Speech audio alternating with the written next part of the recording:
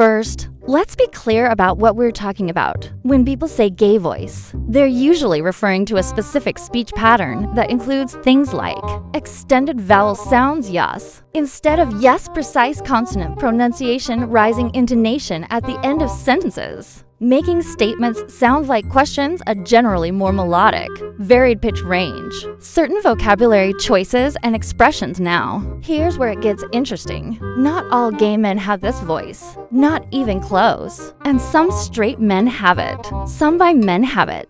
Some men who don't fit into any neat category have it. So calling it the gay voice is already kind of misleading, but that's what everyone calls it. So here we are. Also, and this is important, we're mostly talking about English-speaking contexts here. The phenomenon exists in other languages, but it manifests differently because apparently, even speech patterns have to deal with cultural relativism. Fun. Alright, let's get into the actual research. Because yes, linguists have studied this. They've literally recorded men talking and analyzed their speech patterns, which sounds either incredibly important or like the world's most specific hobby, depending on your perspective. Study number 1. The acoustic reality researchers have found measurable differences in things like sibilant sounds, the S and Z sounds. They tend to be longer and have a higher frequency peak. Vowel space more varied and extended pitch variability greater range of highs and lows. So it's not just in your head.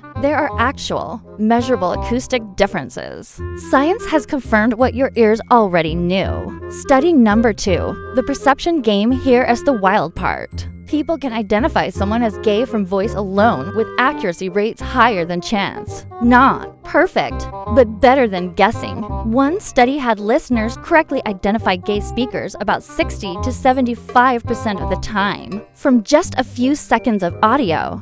And this is but the accuracy drops significantly when you remove visual cues and context, meaning we're also really good at convincing ourselves we hear what we expect to hear. Confirmation bias is a hell of a drug. The biological question nobody wants to touch. Is there a biological component? Maybe. Some research suggests prenatal hormone exposure might influence vocal characteristics.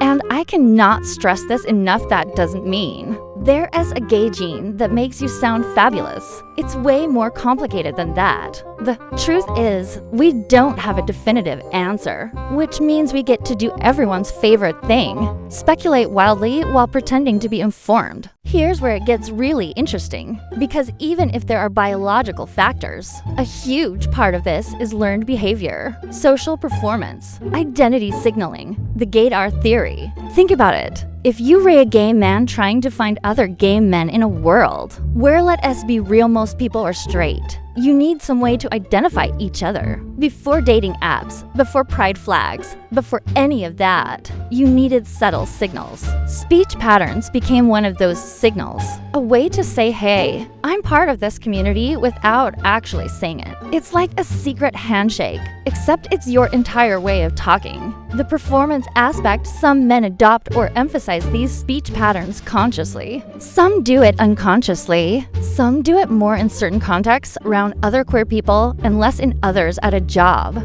interview, with family, etc. It's called code switching, and literally everyone does it. You don't talk to your boss the same way you talk to your friends. You don't talk to your grandmother the same way you talk to your Tinder matches. And if you do, we need to have a different conversation. The femininity connection let us address the elephant in the room. These speech patterns are often described as feminine. Extended vowels, melodic intonation, expressive pitch variation. These are characteristics more commonly associated with how women speak in many cultures. Why? Well, that's a whole separate can of worms involving gender performance, socialization, and about 1,000 years of men should be stoic and grunt nonsense. But the point is, some gay men adopt speech patterns that are coded as feminine, possibly as a rejection of traditional masculinity, possibly as community identification, possibly just because that's how they naturally talk. There's no one answer because people are complicated and contain multitudes or whatever. Now we get to the controversial part. Is it a choice?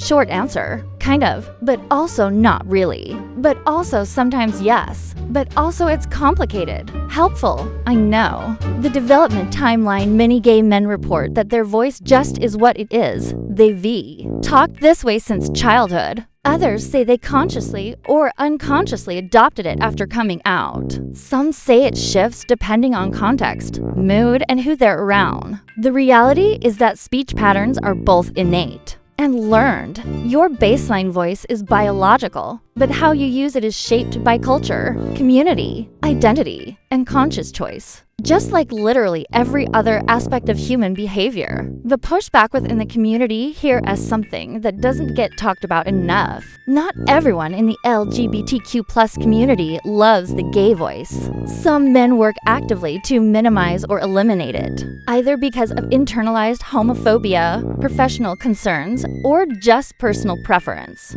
There is also tension around straight-acting discourse, the idea that some gay men present as more masculine and therefore more acceptable to mainstream society, which opens up a whole debate about respectability politics that I am not qualified to moderate, but will mention anyway because I lack self-preservation instincts, the power of reclamation. On the flip side, many men embrace and celebrate these speech patterns precisely because they've been stigmatized. It's a way of saying, yeah, I sound gay. And what about it? There's power in refusing to hide, in taking something that was used to mock you and making it your own. So why does any of this matter? Why dedicate 10 minutes of your life to thinking about how people talk? Representation and visibility, these speech patterns have become shorthand for gay identity in media and culture. When Hollywood wants you to know a character is gay without explicitly saying it, they often use voice cues that has both positive effects visibility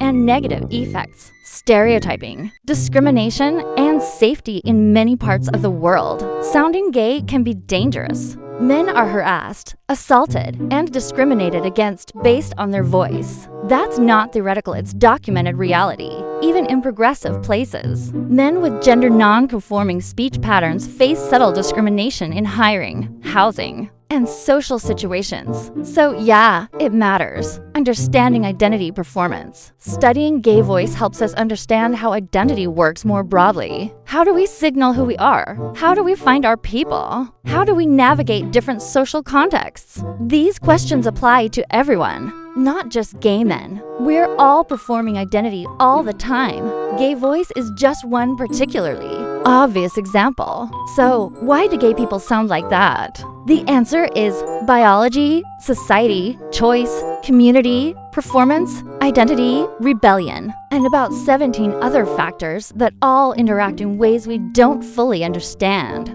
It's not one thing. It's never one thing. Humans are messy and complicated, and trying to reduce any aspect of identity to a single explanation is doomed from the start. But here's what I can tell you. However someone sounds is valid, whether they have the stereotypical gay voice, whether they don't, whether they shift between contexts, whether they're working to change it, whether they're embracing it, all of it is fine. We've spent way too much time judging people for how they express themselves. Maybe we could just not? Revolutionary concept, I know. If you made it this far, hit subscribe or don't. I'm not your dad. But if this made you think about something in a new way, leave a comment. Tell me I'm wrong. Tell me what I missed. Let's have an actual conversation instead of pretending these questions don't exist. See you next time, where we'll tackle another topic everyone thinks about, but nobody wants to discuss. Stay curious, stay honest, and for the love of everything, stop making assumptions about people based on their voice.